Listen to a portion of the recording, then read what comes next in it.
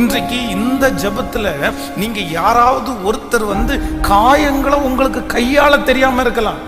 Pastor, என்னை ரொம்ப காயப்படுத்தினார் என் கணவன், என் மனைவி என்ன ரொம்ப காயப்படுத்தினாங்க, என் பிள்ளை என்ன ரொம்ப காயப்படுத்தினாங்க, என் வேலை ஸ்தலத்தில் இருக்கிறவங்க என்ன காயப்படுத்தினாங்க, நான் உதவி செய்கிற நபர் என்ன காயப்படுத்தினாங்க, அதனால நான் ஹெல்ப் பண்றதை விட்டுட்டேன், அதனால நான் ஜெபம் பண்றதை விட்டுட்டேன், அதனால நான் சாப்பாடாக்கி கொடுக்கறதை விட்டுட்டேன். சிலர் தங்களுடைய மனதிலே காயப்பட்ட உடனேயே அவர்களுடைய கேரக்டரையே அவங்க சேஞ்ச் பண்ணிடுறாங்க. ஒன்று நினைச்சுக்கங்க, உங்க காயங்களை நீங்க கையாள தெரிஞ்சீங்கன்னா நீங்க ஆயிரக்கணக்கான பேருடைய காயத்தை கட்டுவீங்க.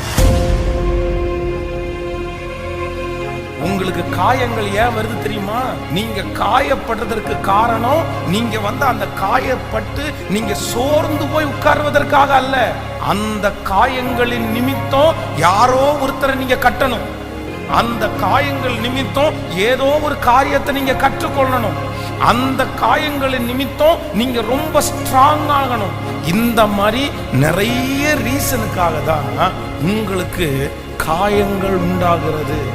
இன்னைக்கு நம்ம என்ன கேட்கணும் அப்படின்னு சொன்னா, என்னுடைய காயங்களை கையாளுவதற்கு எனக்கு கிருபையா இருக்கு.